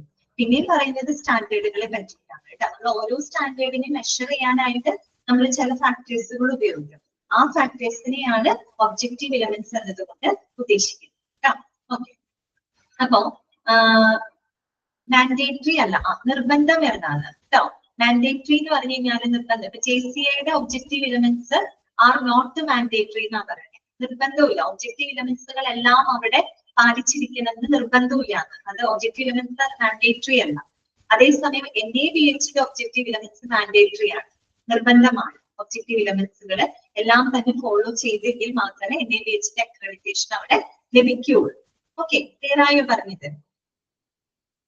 അടുത്തത് കേട്ടോ, നെക്സ്റ്റ് വരുന്നത് ഇവിടെ നമ്മൾ പറഞ്ഞെന്തായിരുന്നു, NABHന്റെ JCAയുടെ സ്റ്റാൻഡേർഡുകൾ എക്വിവാലന്റ് ആണ്, ഒരുപോലെയാണ്. അത് മാത്രമല്ല ISQA സ്റ്റാൻഡേർഡുകൾക്കെല്ലാം തന്നെ അംഗീകൃതമായിക്കൊണ്ടാണ് രണ്ടും ഫോളോ ചെയ്തു പോകുന്നത് കേട്ടോ. ഏകദേശം രണ്ടിന്റെ സ്റ്റാൻഡേർഡുകൾ ഒരുപോലെയാണ്, അത്രയും നിങ്ങൾ മനസ്സിലാക്കിയാൽ മതി കേട്ടോ. അടുത്തത് നോക്കിയേ, the certification of JCI and NABH has a 3 years of accreditation cycle. Okay, അതായത് both NABH and JCI have a accreditation cycle of 3 years. JCAയുടെയും NABHന്റെയും അക്രഡിറ്റേഷൻ സൈക്കിൾ 3 വർഷത്തെ അക്രഡിറ്റേഷൻ സൈക്കിൾ ആണ് അവർക്കുള്ളത് കേട്ടോ. 3 വർഷത്തെ, അതായത് നമ്മൾ നേരത്തെ പറഞ്ഞില്ലേ JCA സർട്ടിഫിക്കേഷൻ കിട്ടിക്കഴിഞ്ഞാൽ 3 വർഷമാണ് വാലിഡിറ്റി. അടുത്ത ആ 3 വർഷം കഴിയുമ്പോൾ റീ അക്രഡിറ്റേഷൻ പ്രോസസ്സ് നടക്കണം. അതുപോലെ തന്നെയാണ് NABHന്റെ കാര്യങ്ങൾ പറഞ്ഞത്. NABHന്റെ ഈ പറയുന്ന അക്രഡിറ്റേഷൻ സർട്ടിഫിക്കേഷനും 3 വർഷത്തെ വാലിഡിറ്റി ആണ് ഉള്ളത് കേട്ടോ. അപ്പൊ രണ്ടും സെയിം ആണെന്ന് ഓർമ്മിപ്പിക്കുക കേട്ടോ. Certification of JCA and NABH has 3 years of accreditation cycle. എത്ര വർഷത്തെയാണെന്ന് നോട്ട് ചെയ്യാം കേട്ടോ. 3 years of accreditation cycle ആണ് ഉള്ളത്. ഓക്കെ, അടുത്തത്. അപ്പോ അടുത്ത പോയിന്റ് നോക്കിയേ, 6ാമത്തെ പോയിന്റ് നോക്കിയേ, അതൊരു വ്യത്യാസമാണ് കേട്ടോ. JCA standards are with 14 chapters, 289 standards, 1400 plus objective elements. Underline ചെയ്യാം കേട്ടോ. അത് വേണേൽ ഡയറക്റ്റ് എടുത്ത് നിങ്ങളോട് ചോദിക്കാം. JCA സ്റ്റാൻഡേർഡുകൾ, JCA എന്താ പറയാ മാനുവൽ എടുത്തു കഴിഞ്ഞാൽ അതിൽ 14 ചാപ്റ്ററുകൾ ഉണ്ട്, 289 സ്റ്റാൻഡേർഡുകൾ ഉണ്ട്, 1400-ലധികം ഒബ്ജക്റ്റീവ് എലമെന്റ്സുകൾ ഉണ്ട്. ഇനി NABH സ്റ്റാൻഡേർഡ് എടുക്കുകയാണെങ്കിൽ, NABH ഗൈഡ് ബുക്ക് എടുക്കുകയാണെങ്കിൽ അതിൽ എത്ര ചാപ്റ്റേഴ്സ് ആ? 10 chapters, 105 standards and 600 plus objective elements. Okay, അപ്പൊ അത് ഡയറക്റ്റ് വേണമെങ്കിൽ നിങ്ങളോട് ചോദിക്കാവുന്ന ചോദ്യമാണ് കേട്ടോ. ആ എണ്ണം ഒക്കെ ഒന്ന് നിങ്ങൾ നോട്ട് ചെയ്തിരിക്കുക കേട്ടോ. ഓക്കെ, അതൊരു വ്യത്യാസമാണ് പറഞ്ഞത്. 7ാമത്തെ പോയിന്റ് നോക്കിയേ, JCA is more than 65 years old and globally accepted as the gold standard in healthcare for the patient safety. അതായത് JCA എന്ന് പറഞ്ഞാല് NABHനെ അപേക്ഷിച്ച് നോക്കുകയാണെങ്കിൽ കഴിഞ്ഞ 65 വർഷത്തിലധികമായിട്ട് നിലനിൽപ്പുള്ള ഒരു അക്രഡിറ്റേഷൻ ബോഡിയാണ് JCA എന്ന് പറയുന്നത്. വേൾഡിലെ തന്നെ ലാർജസ്റ്റ് അക്രഡിറ്റേഷൻ ബോഡിയാണ്. അത് മാത്രമല്ല JCA അക്രഡിറ്റേഷൻ എന്ന് പറഞ്ഞത് ഓൾറെഡി പറഞ്ഞതാണ്, ഗോൾഡൻ സീൽ ഓഫ് അപ്രൂവൽ ആയിട്ടാണ് നമ്മൾ കണക്കാക്കുന്നത്. പ്രത്യേകിച്ച് പേഷ്യന്റിന്റെ സേഫ്റ്റി സംബന്ധമായിട്ടുള്ള കാര്യങ്ങളുമായിട്ട് ബന്ധപ്പെട്ട് golden seal of accreditation, golden seal of approval ആയിട്ടാണ് എന്തിന്റെ അക്രഡിറ്റേഷനെ കണക്കാക്കുന്നത്? JCA അക്രഡിറ്റേഷനെ കണക്കാക്കുന്നത് കേട്ടോ. ഏറ്റവും ടോപ്പ് ലെവൽ അക്രഡിറ്റേഷൻ ആണ് JCA. NABHന്റെ മോശമാണെന്നല്ല, NABH വിത്തിൻ ഇന്ത്യക്കകത്തുള്ളതാണ്. NABHനെ അപേക്ഷിച്ച് നോക്കുമ്പോൾ JCAക്ക് 65 വർഷത്തിലധികമായിട്ട് നിലനിൽപ്പുള്ള ഒരു അക്രഡിറ്റേഷൻ ബോഡിയാണ്. അതുപോലെ അതിന്റെ അക്രഡിറ്റേഷൻ എന്ന് പറഞ്ഞാൽ ഗോൾഡൻ സ്റ്റാൻഡേർഡ് എന്താ പറയാ അക്രഡിറ്റേഷൻ ആയിട്ടാണ് അതിനെ കണക്കാക്കുന്നത് കേട്ടോ. ഇത്രയുമാണ് കമ്പാരിസനകത്ത് വരുന്നത്. 8ാമത്തെ 9ാമത്തെ പോയിന്റുകൾ ബെനിഫിറ്റിനെ പറ്റിയിട്ടാണ് പറയുന്നത് കേട്ടോ. ബെനിഫിറ്റിനെ പറ്റിയിട്ടാണ് പറയുന്നത്. അപ്പൊ ഈ പോയിന്റുകൾ ആ ഒരു കമ്പാരിസൺ ഞാൻ ജസ്റ്റ് ഒന്നുകൂടെ ഒന്ന് ഓർമ്മിപ്പിക്കുകയാണ്. ആദ്യം നമ്മൾ പറഞ്ഞത് NABH എന്താണ്? ഒരു ഇന്ത്യൻ പ്രോഡക്റ്റ് ആണ്, propagated by quality council of India. അത് ഓർത്ത് വെക്കുക കേട്ടോ. JCA എന്ന് പറഞ്ഞു കഴിഞ്ഞാൽ ഇറ്റ്സ് എൻ ഇന്റർനാഷണൽ അക്രഡിറ്റേഷൻ ബോഡിയാണ്, that is propagated by JCAHO. Okay, പിന്നെ അടുത്തത് രണ്ടിന്റെയും സിമിലാരിറ്റിയിൽ നമ്മൾ പറഞ്ഞു both NABH and JCA standards are almost same അല്ലെ, ഓൾമോസ്റ്റ് സെയിം ആണ്. രണ്ടിന്റെയും ഡിവിഷൻ ഓഫ് സ്റ്റാൻഡേർഡ്സ് സെയിം ആണ് അല്ലെ. പേഷ്യന്റ് സെന്റേർഡ് സ്റ്റാൻഡേർഡുകൾ ഉണ്ട് രണ്ടിനും, ഓർഗനൈസേഷൻ സെന്റേർഡ് സ്റ്റാൻഡേർഡുകളുണ്ട്. ഓക്കെ, പിന്നെ നമ്മൾ പറഞ്ഞ മറ്റൊരു similarity both NABH and JCA have the 3 years of accreditation cycle. രണ്ടിനും അക്രഡിറ്റേഷൻ സൈക്കിൾ 3 വർഷത്തെ അക്രഡിറ്റേഷൻ സൈക്കിൾ ആണ് ഉള്ളത്. ഓക്കെ, പിന്നെ വ്യത്യാസം എന്ന് പറയുന്നത് JCAയിലെ 14 ചാപ്റ്ററും 259 സ്റ്റാൻഡേർഡും 1400-ലധികം ഒബ്ജക്റ്റീവ് ആണ്. NABHലാണെങ്കിൽ 10 ചാപ്റ്ററും 105 സ്റ്റാൻഡേർഡുകളും 600-ലധികം ഒബ്ജക്റ്റീവ് ഇലമെന്റ്സുകളാണ് ഉള്ളത്. പിന്നെ JCAക്ക് NABHനെ അപേക്ഷിച്ച് നോക്കുകയാണെങ്കിൽ 65 വർഷത്തില് അധികമായിട്ട് എക്സിസ്റ്റൻസ് ഉണ്ട്. പിന്നെ അതിന്റെ അക്രഡിറ്റേഷൻ എന്ന് പറയുന്നത് considered as A golden seal of approval ആയിട്ടാണ് കൺസിഡർ ചെയ്യുന്നത്. ഇത്രയും കമ്പാരിസൺ നിങ്ങൾക്ക് മനസ്സിലായി. ഇത് നമ്മൾ കുറേയൊക്കെ സിമിലാരിറ്റീസും വളരെ കുറച്ച് ഡിഫറൻസ് മാത്രമാണ് ഇവിടെ പറഞ്ഞത് കേട്ടോ. ഇനി NABHന്റെയും JCAയുടെയും അക്രഡിറ്റേഷൻ കൊണ്ടുള്ള ബെനിഫിറ്റുകൾ എന്തൊക്കെയാണ്? അതാണ് 8ഉം 9ഉം പോയിന്റുകളിൽ പറയുന്നത് കേട്ടോ. 8ാമത്തെ പോയിന്റ് നോക്കിയേ, when the more patients are satisfied, word of mouth spreads and more patients then come to the hospital. അതെന്താ ഉദ്ദേശിക്കുന്നത്? അതായത് നമ്മൾ ഈ പറയുന്ന NABH സ്റ്റാൻഡേർഡുകളും JCA സ്റ്റാൻഡേർഡുകളും കൃത്യമായിട്ട് പാലിക്കുന്ന ഹെൽത്ത് കെയർ ഓർഗനൈസേഷൻ എന്ന് പറഞ്ഞാൽ അത്രയും ക്വാളിറ്റി ഉള്ള സേവനങ്ങളായിരിക്കും അവർ കൊടുക്കുന്നുണ്ടാവാം അല്ലെ. അക്രഡിറ്റേഷൻ ലഭിച്ചിട്ടുണ്ടെങ്കിൽ അത്രയും ക്വാളിറ്റി സർവീസുകളായിരിക്കും അവർ പ്രൊവൈഡ് ചെയ്യുന്നുണ്ടാവാം. അങ്ങനെ ക്വാളിറ്റി സർവീസുകൾ കൊടുക്കുമ്പോൾ സ്വാഭാവികമായിട്ട് പേഷ്യൻസ് സാറ്റിസ്ഫൈഡ് ആയിരിക്കും അല്ലെ.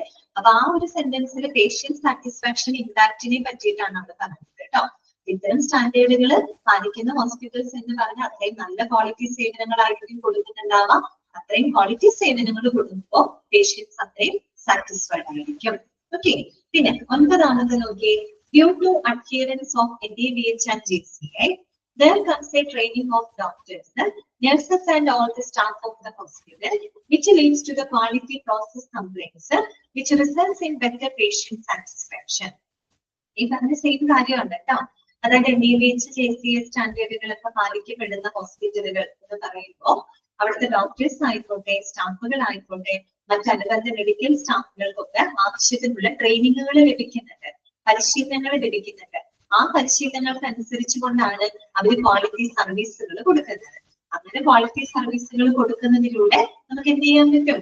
പേഷ്യന്റിന്റെ സംതൃപ്തി എന്ത് ചെയ്യാൻ പറ്റും? മെച്ചപ്പെടുത്താനായിട്ട് സാധിക്കും, ബെറ്റർ ആക്കാനായിട്ട് സാധിക്കും. ഇതിനോടുകൂടി ഈ ചാപ്റ്ററിന്റെ അവസാനിക്കുകയാണ് കേട്ടോ. ഓക്കെ, 5th മൊഡ്യൂളിലെ ചാപ്റ്റർ കഴിഞ്ഞിട്ടുണ്ട് കേട്ടോ. ഓക്കെ ആണോ? 8 ഭാഗങ്ങൾ ക്ലിയർ ആണോ നിങ്ങൾക്ക്? ഓക്കെ ആണ്. അപ്പൊ നമുക്ക് 6th മൊഡ്യൂളിലോട്ട് കടക്കാം കേട്ടോ. 6th മൊഡ്യൂളിൽ നമുക്ക് പഠിക്കാനുള്ളത് മെറ്റീരിയൽ മാനേജ്മെന്റ് എന്ന് പറയുന്ന ഒരു വലിയ ചാപ്റ്റർ ആണ് കേട്ടോ. മെറ്റീരിയൽ മാനേജ്മെന്റ് നമുക്ക് അറിയാം. ഓക്കെ,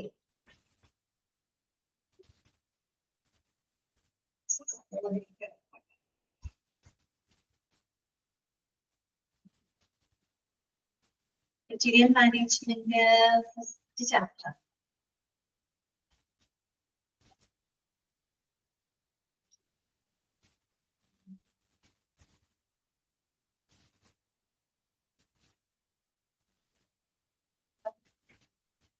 അപ്പോ ഇനി നമ്മൾ പഠിക്കാൻ പോകുന്നത് 6th മൊഡ്യൂളാണ് കേട്ടോ. അപ്പൊ 5th മൊഡ്യൂളില് മറ്റേ HRM കംപ്ലീറ്റ് ചെയ്തിട്ടുണ്ടായിരുന്നു, പിന്നെ മറ്റേത് അക്രഡിറ്റേഷൻ ലാസ്റ്റ് ആണ്. ഓക്കെ, ഇനി നമുക്ക് 6th മൊഡ്യൂളിലേക്ക് കടക്കാം.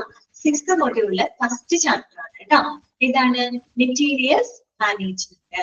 മെറ്റീരിയൽസ് മാനേജ്മെന്റ് നിങ്ങൾക്ക് ആ ചാപ്റ്റർ ഇഷ്ടമാണോ? ഇഷ്ടമാണോ ആ ചാപ്റ്റർ? നിങ്ങൾ ഡിപ്ലോമയിൽ പഠിച്ചിട്ടില്ലേ മെറ്റീരിയൽ മാനേജ്മെന്റ്? വലിയൊരു ചാപ്റ്റർ ഇഷ്ടമാണോ അത് പഠിക്കാൻ? മറുപടിയിലെല്ലാം തെറ്റി. ഇഷ്ടല്ലേ ആ ചാപ്റ്റർ? നിങ്ങൾക്ക് ഇഷ്ടല്ലേ ഇത്?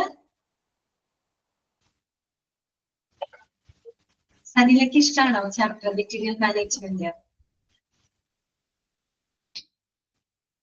സനില പോയി അല്ലേ? ഓക്കെ, ഡിപ്ലോമ ബോറിംഗ് ആയിരുന്നു. ഡിപ്ലോമ ബോറിംഗ് ആണെങ്കിൽ ചിലപ്പോ PG അതിലും ബോറിംഗ് ആയിരിക്കും. കുഴപ്പമില്ല. ഓക്കെ ഓക്കെ, അവിടെയും വലിയ ചാപ്റ്റർ ആയിരുന്നു അല്ലേ? അപ്പോ അതിന്റെ കുറച്ച് അഡ്വാൻസ്ഡ് ആയിട്ടുള്ള കാര്യങ്ങളാണ് നമ്മളിവിടെ പഠിക്കുന്നത്. ഡിപ്ലോമയിൽ ഇങ്ങനെ കുറേ ഉണ്ടല്ലോ, ഒരുപാട് കാര്യങ്ങൾ അതിനകത്ത് പറഞ്ഞു കൊടുക്കുന്നത്. ഇവിടെ കുറച്ചൊന്ന് ബോറിംഗ് ആണ്. നമുക്ക് chapter number 1 materials management. Okay, അപ്പോ മെറ്റീരിയൽസ് മാനേജ്മെന്റിനെ പറ്റി പഠിക്കുമ്പോൾ നമ്മൾ പഠിക്കുന്നത് ഇന്റേണൽ ഓഡിറ്റിനെ പറ്റിയിട്ടാണ്. കുറെ കാര്യങ്ങൾ അവിടെ എഴുതി വെച്ചിട്ടുണ്ട്. ഇന്റേണൽ ഓഡിറ്റ് എന്താണ്, ഇന്റേണൽ ഓഡിറ്റിന്റെ ആവശ്യകത എന്താണ്, ഒരു ഇന്റേണൽ ഓഡിറ്റിലൂടെ നമുക്ക് എന്തൊക്കെ വാല്യൂസുകളാണ് ജനറേറ്റ് ചെയ്യാനായിട്ട് സാധിക്കുന്നത്, അങ്ങനെയുള്ള കാര്യങ്ങളാണ് തുടക്കം പറയുന്നത് കേട്ടോ, ഇന്റേണൽ ഓഡിറ്റ്. അപ്പോ ഇന്റേണൽ ഓഡിറ്റ് നമ്മൾ ഇതിപ്പോ വായിക്കുമ്പോൾ നമുക്കതൊരു ബോറിംഗ് ആണ്, മനസ്സിലാക്കാൻ ബുദ്ധിമുട്ടാണ്, വളരെ ബോറിംഗ് ആണ്. അപ്പൊ നിങ്ങൾ ആ കൺസെപ്റ്റ് എന്താണെന്നുള്ളത് മനസ്സിലാക്കി വെക്കുക. ആ കൺസെപ്റ്റ് ആണ് നമുക്ക് കിട്ടേണ്ടത്. ഇന്റേണൽ ഓഡിറ്റ് എന്താണ് എന്ന് ചോദിച്ചാൽ നമുക്ക് പറയാൻ പറ്റണം, മനസ്സിലാക്കാൻ പറ്റണം. പിന്നെ ബാക്കിയുള്ള കാര്യങ്ങൾ വായിച്ച് നമുക്ക് എടുക്കാം. ഓക്കെ, അപ്പൊ ആദ്യം നമുക്ക് ഇന്റേണൽ ഓഡിറ്റ് എന്താണെന്നുള്ളത് ഒരു ഐഡിയ ഞാൻ നിങ്ങൾക്ക് പറഞ്ഞു തരാം. അത് പറഞ്ഞിട്ട് ഇത് വായിക്കുകയായിരിക്കും കുറച്ചും കൂടെ നല്ലത്. ഓക്കെ, അപ്പോ ഓഡിറ്റിംഗ്, നമ്മൾ സാധാരണ ഓഡിറ്റിംഗ് എന്ന് പറയുമ്പോൾ തന്നെ എന്താണ്, ഒരു കണക്കെടുപ്പാണ് അല്ലെ? കാര്യങ്ങൾ ചെക്ക് ചെയ്യാൻ വേണ്ടിയിട്ടാണ് നമ്മൾ ഓഡിറ്റിംഗ് നടത്തുന്നത്. അത് തന്നെ സംഭവം. അപ്പൊ ഇന്റേണൽ ഓഡിറ്റ് എന്ന് പറഞ്ഞാല് അതൊരു ഡിപ്പാർട്ട്മെന്റ് ആണ് കേട്ടോ. ഇന്റേണൽ ഉള്ള ഡിപ്പാർട്ട്മെന്റ് 2 തരം ഉണ്ട്. എക്സ്റ്റേണൽ ഓഡിറ്റ് ഉണ്ട്, ഇന്റേണൽ ഓഡിറ്റ് ഉണ്ട്. ഇന്റേണൽ ഓഡിറ്റ് എന്ന് പറയുമ്പോൾ, ഇന്റേണൽ എന്ന് പറയുമ്പോൾ എന്തായിരിക്കും, നമ്മുടെ കമ്പനിക്ക് ഉള്ളിൽ തന്നെ പ്രവർത്തിക്കുന്ന ഒരു ഡിപ്പാർട്ട്മെന്റിനെയാണ് നമ്മൾ ഇന്റേണൽ ഓഡിറ്റ് എന്ന് നമ്മൾ പറയുന്നത്. ഇനി ഇന്റേണൽ ഓഡിറ്റിംഗ് എന്നതുകൊണ്ട് എന്താണ് ഉദ്ദേശിക്കുന്നത് അറിയാമോ? അത് ഉദ്ദേശിക്കുന്നത് checking and reviewing how a company manage their materials. അത്രയേ ഉള്ളൂ, മനസ്സിലാക്കാനുള്ള കൺസെപ്റ്റ് അത്രയേ ഉള്ളൂ. ഇന്റേണൽ ഓഡിറ്റ് എന്ന് പറഞ്ഞു കഴിഞ്ഞാൽ എന്താണ്, It is the checking and reviewing how a company manage their materials. അതായത് ഒരു കമ്പനി അവരുടെ മെറ്റീരിയൽസുകൾ എങ്ങനെ മാനേജ് ചെയ്യുന്നു എന്ന് ചെക്ക് ചെയ്യുന്ന, ഇവാലുവേറ്റ് ചെയ്യുന്ന ആ ഒരു പ്രോസസ്സിനെയാണ് നമ്മൾ ഇന്റേണൽ ഓഡിറ്റിംഗ് എന്നതുകൊണ്ട് ഉദ്ദേശിക്കുന്നത്. അപ്പൊ നമ്മൾ ഡിപ്ലോമയിലെ മെറ്റീരിയൽ മാനേജ്മെന്റുമായിട്ട് ബന്ധപ്പെട്ട് ഒരുപാട് കാര്യങ്ങൾ നമ്മൾ പഠിച്ചു അല്ലെ. പർച്ചേസ് ഓർഡർ, അതിൽ നിന്നൊക്കെ പറഞ്ഞ ഒരുപാട് കാര്യങ്ങൾ പഠിച്ചു. പക്ഷേ ഒരു കമ്പനി എങ്ങനെയാണ് മെറ്റീരിയൽ മാനേജ് ചെയ്യുന്നത് എന്ന് നമ്മൾ ചെക്ക് ചെയ്യുന്നതിനെ, അല്ലെങ്കിൽ നമ്മൾ അതിനെ ഇവാലുവേറ്റ് ചെയ്യുന്ന ആ ഒരു പ്രോസസ്സിനെയാണ് ഇന്റേണൽ ഓഡിറ്റിംഗ് എന്നതുകൊണ്ട് ഉദ്ദേശിക്കുന്നത്. അപ്പോ ഈ ഒരു ഇന്റേണൽ ഓഡിറ്റിലേക്ക് ഒരു കമ്പനിയെ സംബന്ധിച്ച് അവർക്ക് അവരുടെ മെറ്റീരിയൽ എന്ന് പറയുമ്പോൾ ഗുഡ്സ്, സപ്ലൈസ് അല്ലെ, മറ്റുള്ള ഇൻവെന്ററീസ് എല്ലാം ഇതിനകത്ത് വരുന്നുണ്ട് അല്ലെ. ഒരു കമ്പനി അവരുടെ മെറ്റീരിയൽസുകൾ എങ്ങനെയാണ് അവർ മാനേജ് ചെയ്യുന്നത് എന്ന് നമ്മൾ ചെക്ക് ചെയ്യുകയും റിവ്യൂ ചെയ്യാം, അവലോകനം ചെയ്യുന്ന ആ ഒരു പ്രോസസ്സിനെയാണ് ഇന്റേണൽ ഓഡിറ്റ് എന്നതുകൊണ്ട് ഉദ്ദേശിക്കുന്നത്. ഓക്കെ, അപ്പോ ഈ ഇന്റേണൽ ഓഡിറ്റിലൂടെ ഒരു കമ്പനിക്ക് അവരുടെ മെറ്റീരിയലുകൾ നല്ല രീതിയിൽ അവർക്ക് മാനേജ് ചെയ്യാനായിട്ട് സാധിക്കും. നല്ല രീതിയിൽ മാനേജ് ചെയ്യാന്ന് വെച്ചാൽ വലിയ റിസ്ക് ഇല്ലാത്ത രീതിയിൽ, അതുപോലെ ആ കമ്പനിയുടെ പ്രവർത്തനങ്ങൾ വളരെ സ്മൂത്ത് ആയിട്ട് അതിനും റിസ്ക് ഒന്നും വരാത്ത രീതിയിൽ പരമാവധി കോസ്റ്റ് റെഡ്യൂസ് ചെയ്ത് പരമാവധി റിസ്ക് കുറച്ച് പരമാവധി ലോസ് കുറച്ച് അവർക്ക് മുന്നോട്ട് കൊണ്ടുപോകാനായിട്ട് ഈ ഒരു ഇന്റേണൽ ഓഡിറ്റിലൂടെ സാധിക്കുമെന്നാണ് പറയുന്നത്. അത്രയും മനസ്സിലായോ നിങ്ങൾക്ക്? എന്താണ് ഇന്റേണൽ ഓഡിറ്റ് എന്നും അതിന്റെ പർപ്പസ് എന്താണുള്ളത് നിങ്ങൾക്ക് മനസ്സിലായല്ലോ? ഓക്കെ, ഇനി ഒരു എക്സാമ്പിളും കൂടെ പറയാം. എക്സാമ്പിൾ പറഞ്ഞ കാര്യം നമുക്ക് കറക്റ്റ് ആയിട്ട് ക്ലിയർ ആവും. അതായത് ഇപ്പൊ ഒരു ഷൂ മാനുഫാക്ചറിങ് കമ്പനിയാണെന്ന് വിചാരിക്കാം. ഒരു ഷൂ മാനുഫാക്ചറിങ് കമ്പനിയാണെന്ന് വിചാരിക്കാം. അപ്പോ അവിടുത്തെ മെറ്റീരിയൽ മാനേജ്മെന്റ് എന്ന് പറഞ്ഞാൽ എന്താ ഉദ്ദേശിക്കുന്നത്? ഒരു ഷൂ മാനുഫാക്ചറിങ് കമ്പനിയെ സംബന്ധിച്ചിടത്തോളം അതിന്റെ മെറ്റീരിയൽ മാനേജ്മെന്റ് എന്ന് പറഞ്ഞാൽ എന്താണ്? ആ ഷൂ ഉണ്ടാക്കാനുള്ള മെറ്റീരിയൽസ് അല്ലെ, അതിന്റെ റോ മെറ്റീരിയൽസ്, ഇതിൽ ലെതർ ഉണ്ടാവും, ഗ്ലൂ ഉണ്ടാവും, പശ ഉണ്ടാവും, ഫേബ്രിക്സ്, അങ്ങനെയുള്ള ഐറ്റംസുകളൊക്കെ ഉണ്ടാവുമല്ലോ. അതൊക്കെ ശരിയായ രീതിയിൽ ഹാൻഡിൽ ചെയ്യുക എന്നുള്ളതാണ് മെറ്റീരിയൽ മാനേജ്മെന്റ് എന്നതുകൊണ്ട് അവിടെ ഉദ്ദേശിക്കുന്നത് അല്ലെ. ഒരു ഷൂ മാനുഫാക്ചറിങ് കമ്പനിയെ സംബന്ധിച്ച് ആ ഷൂ ഉണ്ടാക്കാനുള്ള അവരുടെ റോ മെറ്റീരിയൽസ്, ലെതർ ആവാം, ഗ്ലൂ ആവാം, മറ്റു ഫേബ്രിക്സ് ആവാം, അത് ശരിയായ രീതിയിൽ മാനേജ് ചെയ്യുക എന്നുള്ളതാണ് മെറ്റീരിയൽ മാനേജ്മെന്റ് എന്നതുകൊണ്ട് അവിടെ ഉദ്ദേശിക്കുന്നത്. ഇനി internal auditing in material management എന്ന് പറയുമ്പോൾ അവിടെ എന്താ ഉദ്ദേശിക്കുന്നത്? അതായത് ഒരു ഇന്റേണൽ ഓഡിറ്റർ വരുമല്ലോ, ഒരു ഇന്റേണൽ ഓഡിറ്റർ വരും. ആ ഓഡിറ്റർ എന്തൊക്കെ ചെക്ക് ചെയ്യുന്നറിയോ? അത് ചെക്ക് ചെയ്യും ഇവരെങ്ങനെ ഈ ഷൂ മാനുഫാക്ചറിങ് കമ്പനി അവരുടെ മെറ്റീരിയൽസ് അവര് എങ്ങനെയൊക്കെയാണ് മാനേജ് ചെയ്യുന്നത് ചെക്ക് ചെയ്യാനായിട്ട് ഒരു ഇന്റേണൽ ഓഡിറ്റർ വരികയാണ്. എന്നിട്ട് ഇന്റേണൽ ഓഡിറ്റർ പല കാര്യങ്ങൾ അവിടെ ചെക്ക് ചെയ്യാണ്, അല്ലെങ്കിൽ റിവ്യൂ ചെയ്യാണ്. എന്തൊക്കെ കാര്യങ്ങൾ ചെക്ക് ചെയ്യും? ഒന്ന് അവര് നോക്കും ഈ പറയുന്ന മെറ്റീരിയൽസുകള്, ഷൂ ഉണ്ടാക്കാനുള്ള മെറ്റീരിയൽസുകളുടെ റോ മെറ്റീരിയൽസ് ഒക്കെ പ്രോപ്പർ ആയിട്ട് സ്റ്റോക്ക് ചെയ്തിട്ടുണ്ടോ, അങ്ങനെയുള്ള കാര്യം അവർ ചെക്ക് ചെയ്യും.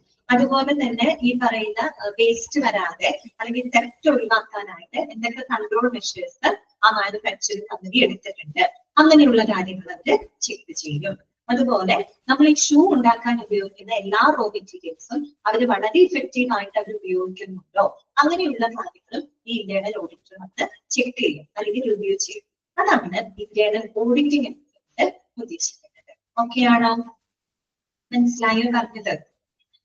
ആ കാര്യങ്ങളാണ് ഇവിടെ ഇങ്ങനെ എഴുതി വെച്ചേക്കുന്നത്.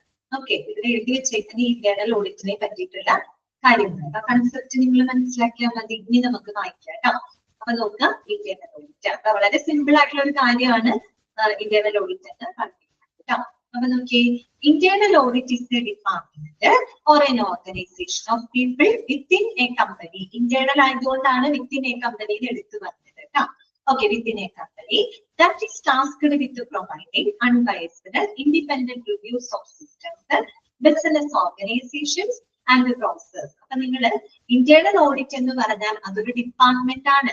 ഒരു കമ്പനിക്ക് കീഴിൽ പ്രവർത്തിക്കുന്ന ഒരു ഡിപ്പാർട്ട്മെന്റോ അല്ലെങ്കിൽ ഒരു വകുപ്പോ ആണ് ഇന്റേണൽ ഓഡിറ്റ് എന്നതുകൊണ്ട് ഉദ്ദേശിക്കുന്നത്.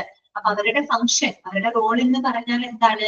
ഈ പറയുന്ന ബിസിനസ് ഓർഗനൈസേഷൻസ്, വിവിധ ബിസിനസ് ഓർഗനൈസേഷനുകള്, അവിടെ നടക്കുന്ന സിസ്റ്റംസുകള്, അവിടുത്തെ പ്രോസസ്സുകള്, അവിടെ അതിനെയെല്ലാം തന്നെ പക്ഷപാതരഹിതമായ രീതിയിൽ സ്വതന്ത്രമായിട്ടുള്ള രീതിയിൽ അവലോകനം ചെയ്യുക, ചെക്ക് ചെയ്യുക എന്നുള്ളതാണ് ഇന്റേണൽ ഓഡിറ്റ് എന്നതുകൊണ്ട് ഉദ്ദേശിക്കുന്നത്. ഓക്കെ, ഇതാണ് അവിടെ എഴുതി വെച്ചിരിക്കുന്നത് കേട്ടോ. ഓക്കെ, then എന്താണ്? The role of the internal auditor is to provide senior leaders and the governing bodies of an organization an objective source of information regarding the organization's risk, control environment, operational effectiveness, and the compliance with the applicable norms and regulations. അപ്പോ ഇവിടെയൊക്കെ പറയുന്നത് നമ്മൾ പറഞ്ഞ അതേ കാര്യം തന്നെയാണ്. അതായത് ഒരു ഇന്റേണൽ ഓഡിറ്റിന്റെ റോൾ എന്ന് പറഞ്ഞാൽ എന്താണെന്ന് അറിയോ? ആ ഒരു ഡിപ്പാർട്ട്മെന്റിന്റെ റോൾ എന്ന് പറഞ്ഞാല് ഒരു ഓർഗനൈസേഷനെ സംബന്ധിച്ചിടത്തോളം, നമ്മുടെ ഓർഗനൈസേഷൻ ഹോസ്പിറ്റലാണ്. ഹോസ്പിറ്റലിന് മാത്രമല്ല കേട്ടോ, ഏതൊരു ബിസിനസ് ഓർഗനൈസേഷനും ഈ പറയുന്ന കാര്യം ബാധകമാണ്. ഓക്കെ, നമ്മൾ ചിന്തിക്കുമ്പോൾ ഹോസ്പിറ്റലിനെ ബേസ് ചെയ്ത് ചിന്തിക്കാൻ മാത്രം കേട്ടോ. അപ്പൊ ഒരു ഓർഗനൈസേഷന്റെ സീനിയർ ലീഡേഴ്സ് എന്ന് പറഞ്ഞാൽ അവരുടെ ഏറ്റവും ടോപ്പ് മാനേജ്മെന്റ് ഉണ്ടല്ലോ, ടോപ്പ് ലെവലിൽ പ്രവർത്തിക്കുന്ന ഗവേണിംഗ് ബോഡീസ്, അതായത് ഭരണസമിതികള്, അതുപോലെ സീനിയർ ടോപ്പ് മാനേജ്മെന്റ് ലീഡേഴ്സ്, അവർക്കൊക്കെ എന്ത് ഇൻഫർമേഷൻസ് കൊടുക്കുക, അതായത് ആ ഒരു ഓർഗനൈസേഷനെ പരമാവധി റിസ്ക് കുറയ്ക്കാനായിട്ട്, അല്ലെങ്കിൽ അവരുടെ എൻവിയോൺമെന്റിനെ കൺട്രോൾ ചെയ്യാനായിട്ട്, അവിടുത്തെ പ്രവർത്തനങ്ങൾ, ഓപ്പറേഷണൽ ഇഫക്റ്റീവ്നെസ്, അവിടുത്തെ പ്രവർത്തനങ്ങൾ വളരെ ഇഫക്റ്റീവ് ആയിട്ടുള്ള രീതിയിൽ മുന്നോട്ട് കൊണ്ടുപോകും. അതുപോലെ അവരുടെ എന്താ പറയാ മെറ്റീരിയൽസ് മാനേജ്മെന്റുമായിട്ട് ബന്ധപ്പെട്ട ലോസ് ആൻഡ് റെഗുലേഷൻസ് ഒക്കെ പാലിക്കുന്നതിനായിട്ടുള്ള ഗൈഡ് ലൈൻസ്, മാർഗനിർദ്ദേശങ്ങൾ അല്ലെങ്കിൽ സോഴ്സ് ഓഫ് ഇൻഫർമേഷൻസ് പ്രൊവൈഡ് ചെയ്യുക എന്നുള്ളതാണ് ഇന്റേണൽ ഓഡിറ്റ് ഡിപ്പാർട്ട്മെന്റിന്റെ ലക്ഷ്യം എന്ന് പറയുന്നത്. ശരിക്കും പറഞ്ഞു കഴിഞ്ഞാൽ അവരെന്താ ചെയ്യാം, ആ ഒരു ഓർഗനൈസേഷന്റെ സീനിയർ ലീഡേഴ്സ്, ടോപ്പ് മാനേജ്മെന്റ്, മറ്റു ഭരണസമിതി അംഗങ്ങൾക്ക് അവർക്ക് ആവശ്യമായിട്ടുള്ള മാർഗനിർദ്ദേശങ്ങൾ കൊടുക്കാണ്. അതായത് ആ ഒരു ഹോസ്പിറ്റലില് അല്ലെങ്കിൽ ഹോസ്പിറ്റലിന്റെ ആ ഒരു ഓർഗനൈസേഷനിലെ എങ്ങനെയൊക്കെ മെറ്റീരിയലുകൾ മാനേജ് ചെയ്യണം, അല്ലെങ്കിൽ അതിന്റെ റിസ്കുകൾ എങ്ങനെയൊക്കെ ഒഴിവാക്കാം, അല്ലെങ്കിൽ അവിടുത്തെ മെറ്റീരിയൽസുകൾ എങ്ങനെ ഫലവത്തായിട്ട് നമുക്ക് ഉപയോഗിക്കാം, അതുമായിട്ട് ബന്ധപ്പെട്ട ലോസ് ആൻഡ് റെഗുലേഷൻസ്, അങ്ങനെയുള്ള കാര്യങ്ങളെ പറ്റിയിട്ട് അവർക്ക് ഇൻഫർമേഷൻസ് പ്രൊവൈഡ് ചെയ്യാം. അവർക്കൊരു സോഴ്സ് ഓഫ് ഇൻഫർമേഷൻ ആയിട്ട് പ്രവർത്തിക്കാൻ എന്നുള്ളതാണ് ഇന്റേണൽ ഓഡിറ്റ് ഡിപ്പാർട്ട്മെന്റിന്റെ ഉദ്ദേശം. ഓക്കെ, അത്രയേ ഉള്ളൂ കേട്ടോ, അത്രയാണ് അവിടെ പറയുന്നത്. ഇനി അടുത്തതൊക്കെ, as internal audit reports to senior leadership, it is only appropriate that its activities are directed by the CEO or board of directors through its audit committee. ഇപ്പൊ നമ്മൾ തുടക്കം തന്നെ പറഞ്ഞല്ലോ, ഇന്റേണൽ ഓഡിറ്റ് ആർക്കാണ് റിപ്പോർട്ട് കൊടുക്കുന്നത്? സീനിയർ ലീഡർഷിപ്പ്, അതായത് ഹോസ്പിറ്റലിലുള്ള senior top management അല്ലെങ്കിൽ governing ബോഡീസിനോടാണ് internal audit റിപ്പോർട്ടുകൾ കൊടുക്കുന്നത്. ഇന്റേണൽ ഓഡിറ്റ് ഇൻഫർമേഷൻസുകളൊക്കെ പാസ് ചെയ്യുന്നത് ആ ഒരു ഹോസ്പിറ്റൽ ടോപ്പ് ലെവൽ മാനേജ്മെന്റിനോടാണ് ആ റിപ്പോർട്ടുകളും കാര്യങ്ങൾ കൊടുക്കുന്നത്. അപ്പൊ അവര് റിപ്പോർട്ട് കൊടുക്കും, അതിനനുസരിച്ച് ഹോസ്പിറ്റലില് ഒന്നുകിൽ സിഇഒ എന്ന് പറഞ്ഞ ചീഫ് എക്സിക്യൂട്ടീവ് ഓഫീസർ ആണ്, ഏറ്റവും ടോപ്പ് ലെവൽ മാനേജ്മെന്റ് ആണ്, എക്സിക്യൂട്ടീവ് ആണ്, ഒന്നുകിൽ സിഇഒ അല്ലെങ്കിൽ ബോർഡ് ഓഫ് ഡയറക്ടേഴ്സ് ഈ ഓഡിറ്റ് കമ്മിറ്റിയുടെ നിർദ്ദേശങ്ങൾ അനുസരിച്ച് പ്രവർത്തനങ്ങൾ അവിടെ നടപ്പിലാക്കും. ഓക്കെ, ഓഡിറ്റ് കമ്മിറ്റി നിർദ്ദേശങ്ങൾ കൊടുക്കുന്നു, ആർക്ക് കൊടുക്കും? സിഇഒ അല്ലെങ്കിൽ ഗവേണിംഗ് ബോഡീസ് പോലുള്ള സീനിയർ ലീഡർ ടീമിന് അവർക്ക് റിപ്പോർട്ട് കൊടുക്കുന്നു. അങ്ങനെ സിഇഒ അല്ലെങ്കിൽ ഈ പറയുന്ന ബോർഡ് ഓഫ് ഡയറക്ടേഴ്സ് ഓഡിറ്റ് കമ്മിറ്റിയിലൂടെ ഈ പറയുന്ന കാര്യങ്ങൾ എന്ത് ചെയ്യുന്നു? നടപ്പിലാക്കും. ഓക്കെ, അതാണ് അവിടെ എത്തിക്കുന്നത് കേട്ടോ. ഇനി മറ്റൊരു കാര്യം പറയുന്നത്, members of the internal audit must be independent of internal politics and unbiased to provide leadership with the objective sources of information. Under the direction of the audit committee, internal audit works with the management to systematically review control activities over critical systems and processes. എന്താണ് അവിടെ പറയുന്നത്? നമ്മള് internal audit എന്ന് പറയുമ്പോൾ internal ഓഡിറ്റിലുള്ള members ആളുകൾ എന്ന് പറയുന്നത് വളരെ തുടക്കം നമ്മൾ പറയുന്നത് അൺബൈസ്ഡ് ആയിട്ടുള്ള രീതിയിൽ, പക്ഷപാതരഹിതമായ രീതിയിൽ, സ്വതന്ത്രമായിട്ടുള്ള രീതിയിൽ വേണം അവർ ഇവാലുവേറ്റ് ചെയ്യാനും ചെക്ക് ചെയ്യാനും റിവ്യൂ ചെയ്യാനൊക്കെ. ഒരിക്കലും ആ ഒരു കമ്പനിക്കകത്തുള്ള ഇന്റേണൽ പൊളിറ്റിക്സിൽ കൊണ്ട് ഇൻഫ്ലുവൻസ് ചെയ്യപ്പെടരുത്. ഇപ്പൊ നമ്മള് റിവ്യൂ ചെയ്യുന്ന സമയത്ത് അല്ലെങ്കിൽ ഓഡിറ്റിംഗ് നടത്തുന്ന സമയത്ത് ചില പ്രത്യേക ആളുകളോടുള്ള ഒരു എന്താ അവരോട് കുറച്ചും കൂടെ അവർക്ക് അനുകൂലമായ രീതിയിൽ അല്ലെങ്കിൽ മറ്റുള്ള ആളുകൾക്ക് പ്രതികൂലമാകുന്ന രീതിയിൽ ഒരു കൂട്ടം ആളുകളോട് കുറച്ചുകൂടെ എന്താ പറയാ അനുകൂലമാവുന്ന രീതിയിലൊന്നും ഒരിക്കലും എന്ത് ചെയ്യരുത്, റിവ്യൂ ചെയ്യാനായിട്ട് പാടില്ല. അപ്പൊ അതുകൊണ്ട് ഈ ഇന്റേണൽ ഓഡിറ്റുള്ള മെമ്പേഴ്സ് എപ്പോഴും വളരെ ഇൻഡിപെൻഡന്റ് ആയിട്ടുള്ള രീതിയിൽ, വളരെ സ്വതന്ത്രമായിട്ടുള്ള രീതിയിൽ, പക്ഷപാതരഹിതമായിട്ടുള്ള രീതിയിൽ വേണം അവരവരുടെ ഓഡിറ്റ് നടത്താനായിട്ട്. ഓക്കെ, അതാണ് അവിടെ പറയുന്നത്. അങ്ങനെ ഓഡിറ്റ് കമ്മിറ്റിയുടെ നിർദ്ദേശങ്ങൾക്കനുസരിച്ച് നമ്മുടെ ഇന്റേണൽ ഓഡിറ്റ് ഡിപ്പാർട്ട്മെന്റ് ഹോസ്പിറ്റൽ മാനേജ്മെന്റുമായിട്ട് സഹകരിച്ച് പ്രവർത്തിക്കുകയാണ്. എന്തിനു വേണ്ടിയിട്ടാണ്? To systematically review control activities over over critical systems and process. അതായത് ആ ഒരു ഹോസ്പിറ്റലിലുള്ള ക്രിട്ടിക്കൽ ഏരിയാസ് അല്ലെങ്കിൽ റിസ്ക് ആയിട്ടുള്ള ഏരിയകളൊക്കെ ഇംപ്രൂവ് ചെയ്യുന്നതിന് വേണ്ടിയിട്ടും അതുപോലെ പരമാവധി റിസ്ക് കുറയ്ക്കുന്നതിനൊക്കെ വേണ്ടിയിട്ട് ഹോസ്പിറ്റൽ മാനേജ്മെന്റുമായിട്ട് ഇന്റേണൽ ഓഡിറ്റ് ഡിപ്പാർട്ട്മെന്റ് എന്ത് ചെയ്യാണ്, സഹകരിച്ച് പ്രവർത്തിക്കാൻ. അല്ലെ? ഓക്കെ, അത്രയേ ഉള്ളൂ കേട്ടോ. അത്രയാണ് അവിടെ പറയുന്നത്. അതിനകത്ത് വേറെ പോയിന്റോ കാര്യങ്ങളോ ഒന്നുമില്ല. ഇന്റേണൽ ഓഡിറ്റ് എന്ന് പറഞ്ഞ ഒരു ഡിപ്പാർട്ട്മെന്റ് ആണെന്നുള്ളത് മനസ്സിലാക്കി വെക്കാം. നമ്മൾ തുടക്കം പറഞ്ഞ കാര്യമാണ് checking and reviewing how company manage their material. ഇത്രയേ ഉള്ളൂ. കമ്പനി അവരുടെ മെറ്റീരിയൽ എങ്ങനെ മാനേജ് ചെയ്യുന്നത് ചെക്ക് ചെയ്യാം, റിവ്യൂ ചെയ്യാം. അതാണ് ഇന്റേണൽ ഓഡിറ്റിംഗ് എന്നതുകൊണ്ട് ഉദ്ദേശിക്കുന്നത് കേട്ടോ. ഇനി നോക്കാം, the reviews performed by internal audit are often called internal audits. അപ്പൊ ഒന്ന് നോക്കാം, WS-ന്റെ വ്യത്യാസമേ ഉള്ളൂ. ഇന്റേണൽ ഓഡിറ്റ് എന്ന് പറഞ്ഞാൽ അതൊരു ഡിപ്പാർട്ട്മെന്റ് ആണ്. ഇന്റേണൽ ഓഡിറ്റ് റിവ്യൂ, അവരുടെ റിവ്യൂസുകൾ ഉണ്ടല്ലോ, അവരുടെ റിപ്പോർട്ടുകൾ അല്ലെങ്കിൽ അവരുടെ റിവ്യൂസുകള്, അതിന് നമ്മൾ എന്താ പറയാ, ഇന്റേണൽ ഓഡിറ്റ്സ് എന്നാണ് പറയുക. എസ് മാത്രം ചേരുള്ളൂ കേട്ടോ, ഇന്റേണൽ ഓഡിറ്റ്സ് എന്നാണ് പറയുന്നത്. ഓക്കെ, ഇന്റേണൽ ഓഡിറ്റ് എന്ന് പറഞ്ഞാൽ ഡിപ്പാർട്ട്മെന്റ് ആണ്. ഇന്റേണൽ ഓഡിറ്റ്സ് എന്ന് പറഞ്ഞു കഴിഞ്ഞാൽ അവര് മുന്നോട്ട് വെക്കുന്ന റിവ്യൂസ് ആണ് കേട്ടോ, റിപ്പോർട്ടുകളെയാണ് ഇന്റേണൽ ഓഡിറ്റ്സ് എന്ന് നമ്മൾ പറയുന്നത്. ഓക്കെ, അപ്പൊ നോക്കിയേ, internal audit may be used to assess an organization's performance or the execution of a process against a number of standards, policies, metrics or regulations. ചുരുക്കി പറഞ്ഞ ഒരു ഇന്റേണൽ ഓഡിറ്റ് ഡിപ്പാർട്ട്മെന്റ് എന്ന് പറഞ്ഞാൽ അവര് ഈ പറയുന്ന ഒരുപാട് സ്റ്റാൻഡേർഡുകൾ ബേസ് ചെയ്ത്, പോളിസികൾ ബേസ് ചെയ്ത്, റെഗുലേഷൻസിനെ ബേസ് ചെയ്തിട്ടുള്ള ആ ഒരു ഓർഗനൈസേഷന്റെ പെർഫോമൻസിനെയാണ് ഇന്റേണൽ ഓഡിറ്റ് അസസ് ചെയ്യുന്നത്, അതായത് വിലയിരുത്തുന്നത്. ഓക്കെ, പിന്നെന്താണ്, these audits may include examining A business internal controls around corporate governance, accounting, financial reporting and IT general controls. ചുരുക്കി പറഞ്ഞാൽ ഇന്റേണൽ ഓഡിറ്റ് എന്തൊക്കെ കാര്യങ്ങൾ അവർ ഇവാലുവേറ്റ് ചെയ്യുന്നുണ്ട്, അല്ലെങ്കിൽ എന്തൊക്കെ കാര്യങ്ങൾ അവർ എക്സാമിൻ ചെയ്യുന്നുണ്ട്, എന്തൊക്കെ കാര്യങ്ങൾ പരിശോധിക്കുന്നുണ്ട്. അതായത് ഒരു ബിസിനസിന്റെ എല്ലാ ഇന്റേണൽ കൺട്രോൾസുകളെയും അവര് എക്സാമിൻ ചെയ്യുന്നുണ്ട്. എന്ന് പറഞ്ഞാല് കോർപ്പറേറ്റ് ഗവർണൻസ്, അവരുടെ ഭരണത്തെ പറ്റിയിട്ട്, അക്കൗണ്ടിങ്, അവരുടെ കണക്കും കാര്യങ്ങളും, ഫിനാൻഷ്യൽ റിപ്പോർട്ടിംഗ്, സാമ്പത്തികമായിട്ടുള്ള അവരുടെ റിപ്പോർട്ടിംഗ്, സാമ്പത്തികമായിട്ടുള്ള അവരുടെ മാനേജ്മെന്റ്, അതുപോലെ തന്നെ IT ജനറൽ കൺട്രോൾ, IT മേഖല, IT ഏരിയകൾ, ഇതെല്ലാം തന്നെ ഇന്റേണൽ ഓഡിറ്റ് ഡിപ്പാർട്ട്മെന്റ് എന്ത് ചെയ്യുന്നുണ്ട്, എക്സാമിൻ ചെയ്യുന്നുണ്ട്, വിലയിരുത്തുന്നുണ്ട്. ചുരുക്കി പറഞ്ഞ ഒരു കമ്പനിക്കകത്തുള്ള എല്ലാ ഇന്റേണൽ കൺട്രോൾസുകളെ പറ്റിയിട്ടും ഇന്റേണൽ ഓഡിറ്റ് ഡിപ്പാർട്ട്മെന്റ് എന്ത് ചെയ്യുന്നുണ്ട്, വിലയിരുത്തുന്നുണ്ട്, എക്സാമിൻ ചെയ്യുന്നുണ്ട്. അതുകൂടാതെ internal audits may also require evaluating the effectiveness or efficiency of critical business operations such as supply chain management. Supply chain management എന്ന് പറഞ്ഞാൽ ഇവിടെ ഉദ്ദേശിക്കുന്നത് എന്താണ്, മെറ്റീരിയൽ മാനേജ്മെന്റ് ആണ് കേട്ടോ. സപ്ലൈ ചെയിൻ മാനേജ്മെന്റ് എന്ന് പറഞ്ഞാൽ ഇവിടെ ഉദ്ദേശിക്കുന്നത് എന്താണ്, മെറ്റീരിയൽ മാനേജ്മെന്റ് ആണ്. നമ്മൾ ഗുഡ്സ് സപ്ലൈസുകളൊക്കെ വാങ്ങുന്നതിനുള്ള റിക്വസിഷൻ സ്വീകരിക്കുന്നു, പർച്ചേസ് ഓർഡർ കൊടുക്കുന്നു, സാധനങ്ങൾ പർച്ചേസ് ചെയ്യുന്നു, അത് ആവശ്യക്കാർക്ക് വിതരണം ചെയ്യുന്നു. ഇല്ലേ, ആ ഒരു മെറ്റീരിയൽ മാനേജ്മെന്റിനെ തന്നെയാണ് ഇവിടെ സപ്ലൈ ചെയിൻ മാനേജ്മെന്റ് എന്നതുകൊണ്ട് ഉദ്ദേശിക്കുന്നത്. അപ്പൊ ഇന്റേണൽ ഓഡിറ്റ് എന്ന് പറഞ്ഞു കഴിഞ്ഞാൽ ഒരു ഹോസ്പിറ്റലിനെ സംബന്ധിച്ചിടത്തോളം അവരുടെ മെറ്റീരിയൽ മാനേജ്മെന്റിന്റെ ഇഫക്റ്റീവ്നെസ് അല്ലെങ്കിൽ എഫിഷ്യൻസി അതെല്ലാം തന്നെ എന്ത് ചെയ്യുന്നുണ്ട്, ഇവാലുവേറ്റ് ചെയ്യുന്നുണ്ട്, ചെക്ക് ചെയ്യുന്നുണ്ട്, അഥവാ റിവ്യൂ ചെയ്യുന്നുണ്ട്. Okay, clear? അടുത്തത് നോക്കിയേ, those individuals മതി, ഇത്രയും മതി കേട്ടോ, ഇവിടെ വരെ മതി.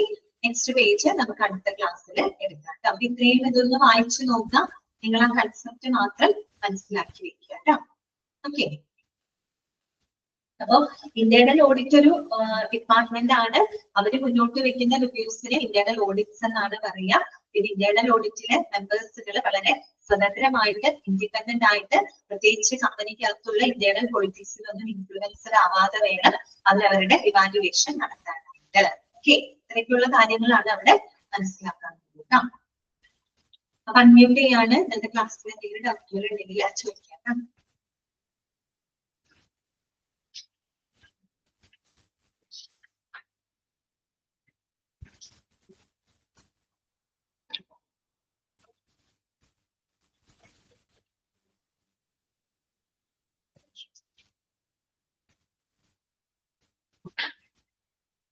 വേറെ ഡൗട്ടുകളൊന്നും ഇല്ലാന്നുണ്ടെങ്കിൽ നമുക്ക് ക്ലാസ് വൈകിട്ട് കേട്ടോ. ഓക്കെ അല്ലേ എല്ലാവരും? Okay, next class. Thank you.